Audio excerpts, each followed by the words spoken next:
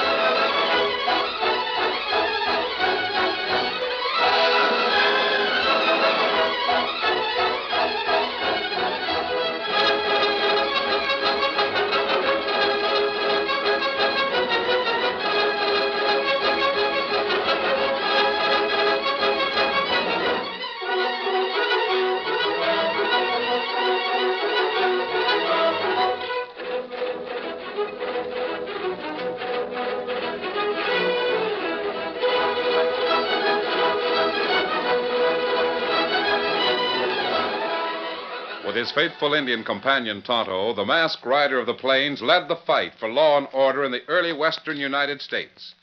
The stories of his strength and courage, his daring and resourcefulness have come down to us through the generations. And nowhere in the pages of history can one find a greater champion of justice. Return with us now to those thrilling days of yesteryear. From out of the past and the thundering hoofbeats of the great horse Silver, the Lone Ranger rides again. Come on, Silver! Hurry, big fellow! I'll Silver! Away!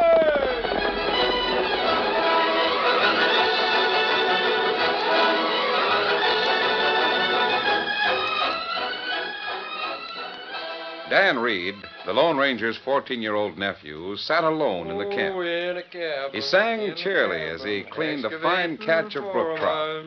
Well, the miner, 49er, and his daughter, Clementine. From time to time, he spoke to the white horse tethered nearby. Yeah, Tonto thought you were talking through our hats when we said we'd have supper ready by the time he got back. We'll show him, eh, Victor?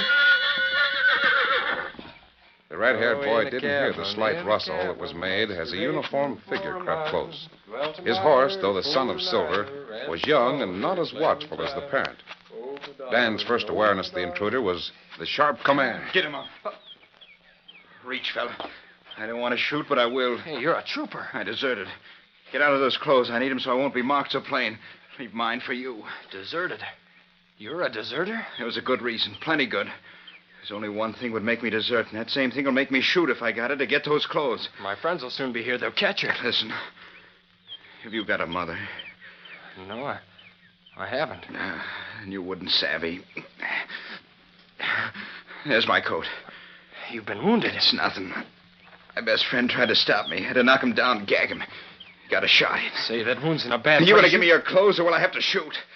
Do you know who'll be on your tracks inside half an hour? Yes, that's why I got to get all the start I can. My captain is talking to the Lone Ranger. He's getting facts from the masked man. Facts on the Indians. I know who'll be on my tracks. That's why I can't lose time.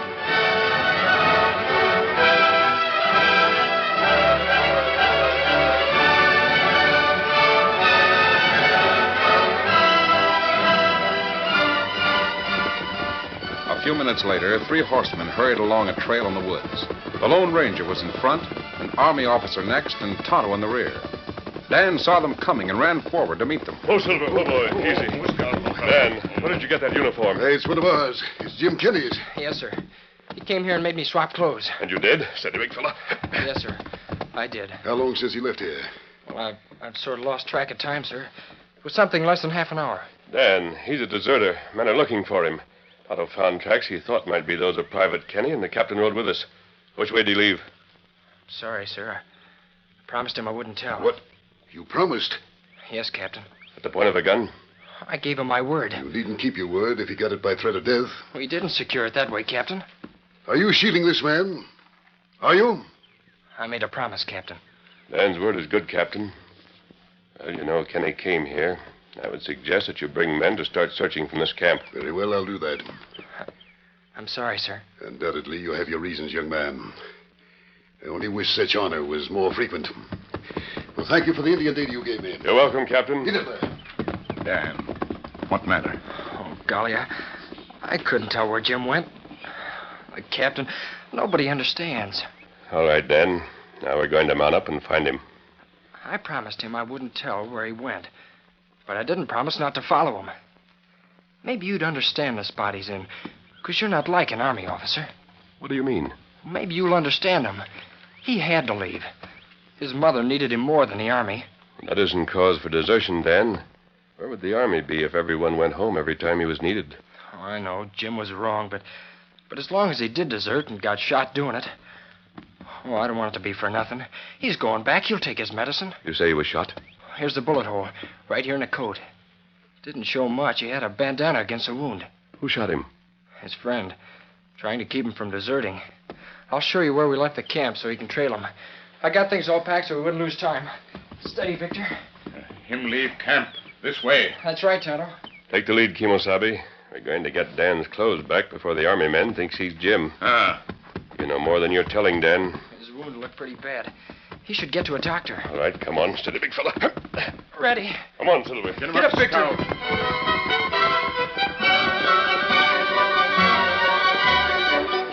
With Tonto leading and watching the ground, the trio rode out of the woods. The trail was clearer on open plain, and the horse's pace was stepped up.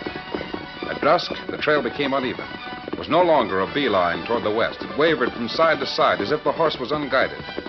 Then, as the three riders came over a small hill, they saw a saddled horse nibbling at the grass. That's the horse.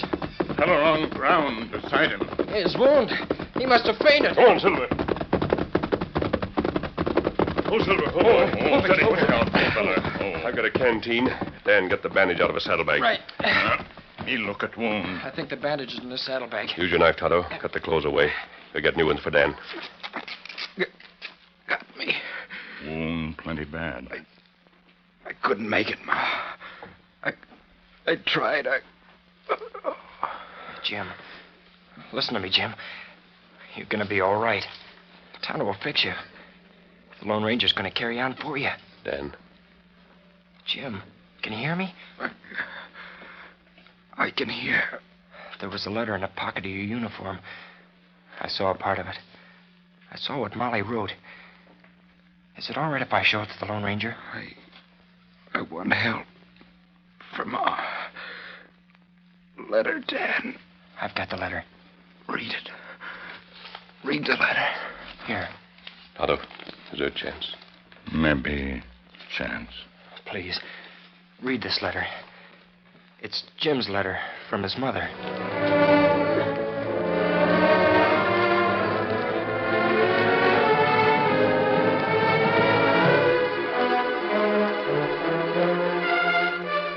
After the Lone Ranger read the letter that had been written for Jim's mother by Molly Halliday, he decided on a plan of action.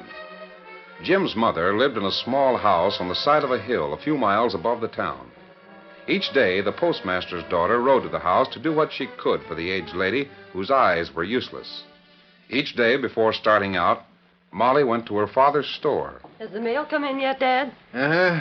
It's come in, Molly, but nothing for Mrs. Kenny. She asks about it every day, the poor old lady. Why doesn't Jim answer her last letter? Well, maybe he's figuring to come here I instead. wish Jim would come. I put a postscript on his mother's last letter and asked him to. You don't trust Skinner, do you? No, I don't. And I don't trust Pete.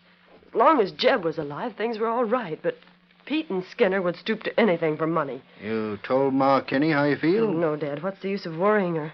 She has to let Skinner handle her affairs until there's reason to make a change. Yeah, here comes Skinner now. Watch what you say. Well, this is indeed fortunate. It always starts my day off right when I see beauty. And you, my dear, are beauty. Here's your mail, Skinner. Oh, yes, thank you, Halliday. Miss Molly gets prettier all the time, don't you think? You'll have to watch out, Halliday, or some young and handsome man will come along and steal her. Father needn't worry about that. Well, if I were a younger man, I certainly wouldn't let grass grow under my feet. No siree. Goodbye, Dad. I'll see you around supper time. Be careful riding up the hill, Molly. I will. Oh, Miss Molly, if you're going to Mrs. Kenny's, I'll escort you a part of the way. Tie your horse to my carriage and ride with me, How about that? Thank you, Mr. Skinner. I'd prefer to ride my horse. Hey, here, honey. Take this little sack of candy to Mrs. Kenny. She always likes them. Oh, thanks, Dad. Who's that? I never saw him in town. Nor I. How do you do, sir? Howdy, son. What can I do for you? Could you tell me where Mrs. Kenny lives? Sure could. It's the first house after leaving the Red Rocks on the uphill trail beyond the meeting house. Quite a ride from here. Thank you, sir. My fine lad, are you a stranger in town? Yeah. Well, welcome to our fair community. My name is Skinner, Ephraim Skinner, consular at law. My name is Dan Reed. Well, Daniel, are you traveling alone? No, sir. Goodbye, Dad. I'll get on my way. If you're going to call on Mrs. Kenny, you may come with me, Dan. That's where I'm going. Oh, is your name Molly? How did you know? Well, I'm not going there right now. I just wanted to find out where she lived. Thank you. Well, I'll go to the door with you. Well, Skinner, your smooth talk didn't seem to make much of an impression on that young gent, did it? Flip young upstart. Good day. Come again, Mr. Skinner.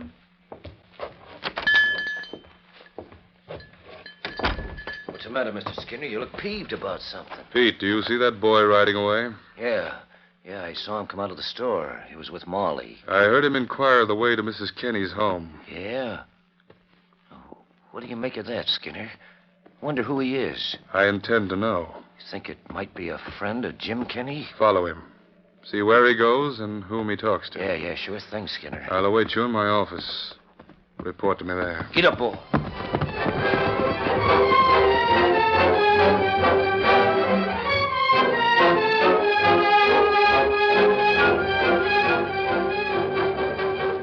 Pete rode some distance behind Dan Reed into a valley near the town and along a stream that flowed through the valley.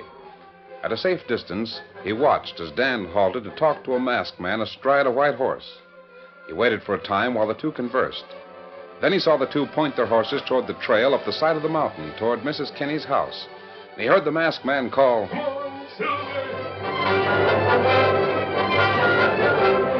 Pete lost no time getting back to Skinner's office.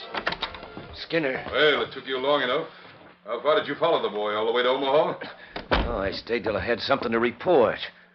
He went along the valley till he met a masked man astride a snow-white horse. Yes. And the two of them talked for a time and then started up the trail toward Ma Kenny's place. Oh, they did, eh?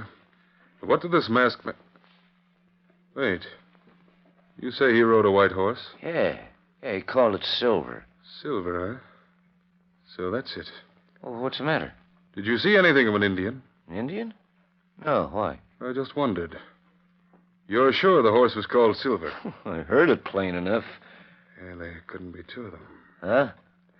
Pete, we made certain plans to become effective if Jim Kenny returned. Hey, now, hold on. I never liked those plans. They call for me to do the dirty work while you... While I do the thinking. Well, I fixed Jeb. That should be enough.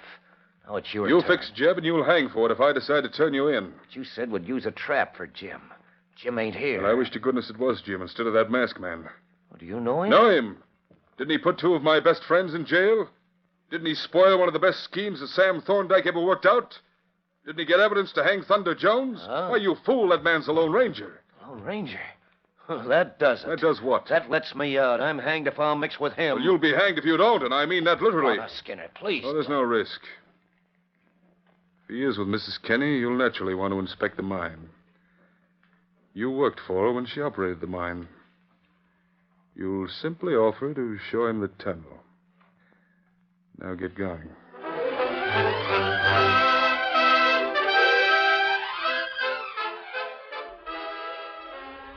The curtain falls on the first act of our Lone Ranger story. Before the next exciting scenes, please permit us to pause for just a few moments.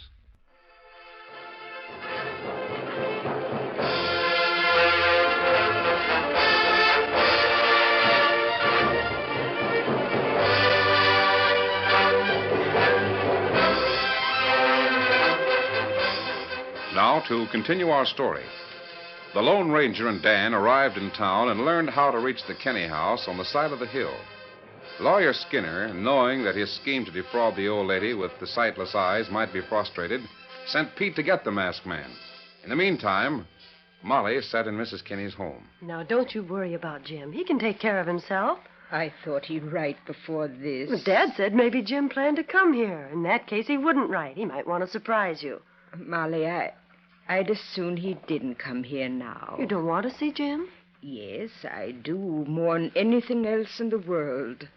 But I'd sooner wait till Mr. Skinner sells more of the shares in the gold mine so as I can have a nice little bit of cash to fix things nice here in the house. I wouldn't want him to know how little money there's been. My goodness, who'd be coming here? I'll find out. Oh, it's you. Miss Molly, would you step out here for just a moment? Who is it, Molly? A friend of mine. I'll be right in. Yes, what is it? Why not come inside? Molly, You're masked. I asked Dan to bring you out of the house so Mrs. Kenny wouldn't hear you say that. Who are you? What do you want? I have a letter that Jim received. Here. I wrote that. What's happened to Jim? Jim tried to get permission to come home. He couldn't. Oh. He was shot when he tried to get away in spite of orders. Shot? He's dead? When we left him, he was badly wounded, but in excellent hands. An Indian friend of mine stayed to care for the wound. Maybe it would be as well not to let his mother know about that. But you, what... I came in Jim's place. Jim realized that something was wrong. How much do you know about the Kenny gold mine? Only what's in that letter. Jim's mother trusts Mr. Skinner. She's a trusting person. I suppose she has to be. She can't see. I understand. I don't know who you are. Come in. You too, Dan. Well, I'd better stay here and watch the horses. All right. Mrs. Kenny, what do you think? Jim's friend has come to visit you. Oh, my sakes alive. Where is he? Let me shake his hand. Has Jim ever written about you? I bet you're the... Oh, no. You're not in uniform, are you? No, Mrs. Kenny. I'm not in the Army. Oh, I bet you're the one he told of when he wrote at Christmas time. You're the scout. Your name's the same as his. Do you mind if I call you Jim? It'll seem like talking to my boy. I'd like to have you call me Jim. Mrs. Kenny, this... Jim hasn't very much time. He wants to know all about the gold mine so he can take the news back with him. Well, there isn't much to tell. We always felt that the mine was a good one. All it needed was working till we got to the pay dirt. Jeb and Pete worked it for me. There was just enough gold in the ore to pay them their salaries. Jeb thought he'd hit the real load one day. Oh, yes. Poor critter. I guess his eyes were going back on him. He brought in the ore, all excited, but he went back to the tunnel and there was a cave-in. Pete brought me the news. And Pete took the samples away. He said it was worthless fool's gold. Then you stopped working the mine? But Pete couldn't do it alone.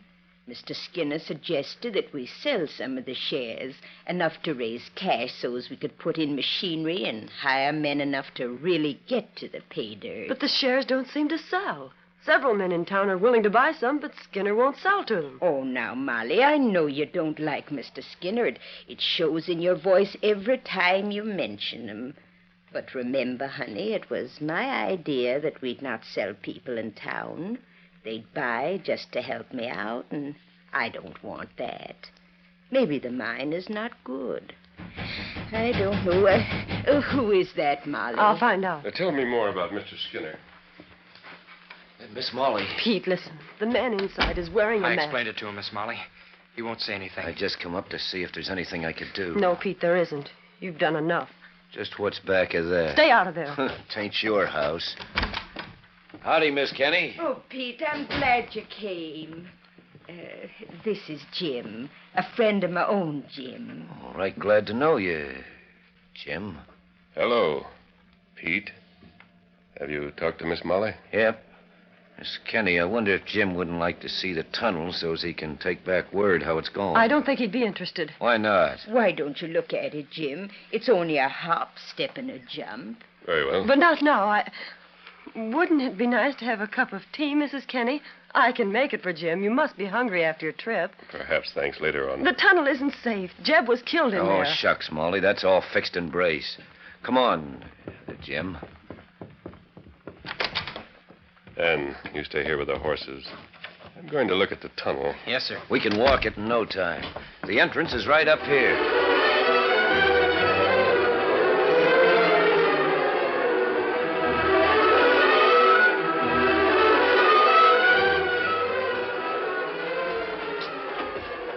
Here's the tunnel entrance. We don't need a light till we get back inside a ways. I've got something downright interesting to show you. Might be more important than it seems to be. Go ahead, Pete. After you. Lead the way. Oh, all right.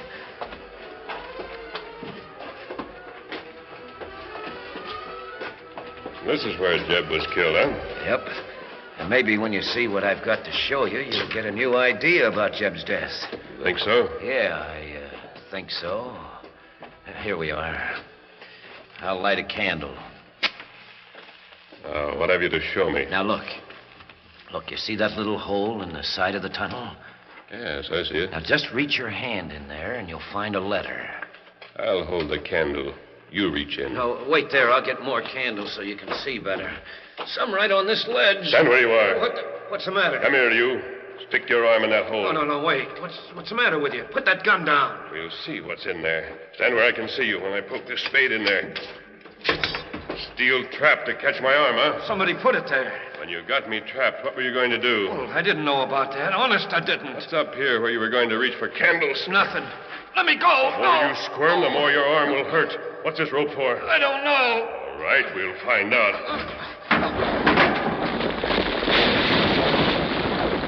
I didn't know. We always kept candles on that ledge. My arm had been caught in that hole, Pete. I'd have been right under that timber.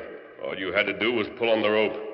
The marks of the bear trap would hardly be noticed with the other injuries. No, I swear I didn't know. Someone framed this. Pete, start talking. Let's have the truth.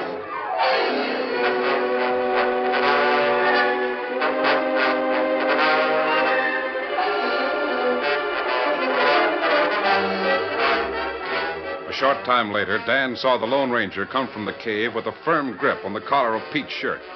As the masked man approached the house, Dan saw that he was mad. Probably as angry as he had ever been. Open the door, Dan. We're all going inside. Oh, please let me go now. I've given you all the names. Great day. You're not going until we're through with you. Miss Kenny, make him let me go. Oh, sakes alive. Molly, what's happening? Mrs. Kenny, Molly, you've got to hear this. Pete and Skinner have been playing one of the crookedest games I've ever heard of. Pete, Skinner. No, don't believe him. Go on. Get over in that corner and don't move. What is that? Pete, sat down. There was a trap in the tunnel. A trap to kill anyone who might interfere with crooked plans. Probably Jeb was caught in the same kind of a trap.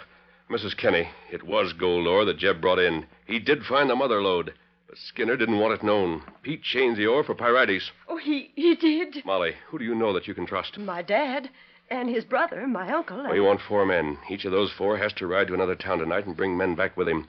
There's going to be a meeting in Skinner's office at 9 o'clock. I've got to watch this to make sure he's on hand. Dan, you'll stay here with Mrs. Kenny, and you'll bring her to the meeting in the morning. Yes, sir. Here are the names, Molly. Can you handle it? You bet I can. Those men will be on time.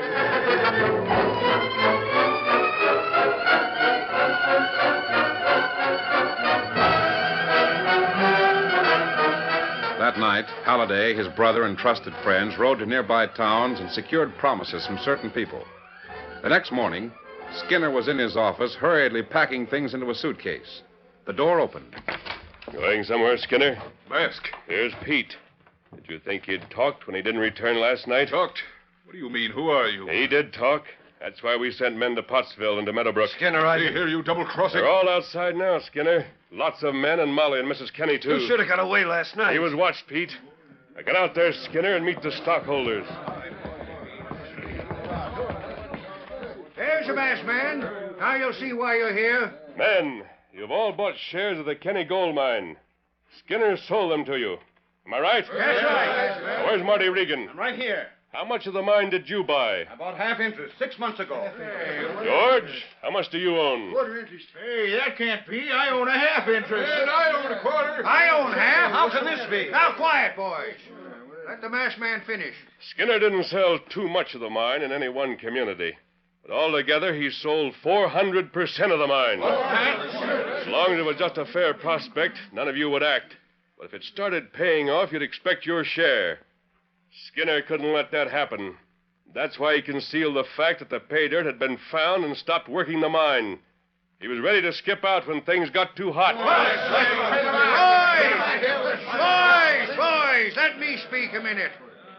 Ma Kenny was buncoed by that crook. Now, all of you can't own the shares you got. Here's what I suggest. Skinner's got your cash. Right in those suitcases. Take back your money and surrender your claim. Let Ma have what's rightfully hers. How about it? Boys, none of you will lose. Ma Kenny wants me to tell you that the mine has got to be worked, and that takes cash. All of you who own stock are to be partners with Ma. How's that? Yes, Dan? What is it? Tonto's coming. He's over there. What about Jim? He's going to be all right. And the captain figures his being wounded so bad is punishment enough.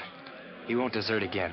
And our work here is nearly finished, Dan. Pete, you dirty blabbermouth, and Foreman, you hang for this. Skinner, the sheriff wants you. Then take that skunk along, too. Here's his confession that he murdered Jeb. You made me do it. Yes, and made you sign this to get your money. I won't be punished alone. Take the both of them to jail. Come on. Now, Dan, we are finished. Let's join Tonto. Oh, no, you're not finished. Not yet. Take this to Jim. Golly. Steady, big fella. Come on, Silver. Come on, get him up, Scout. Hi-yo, Silver! Ahoy!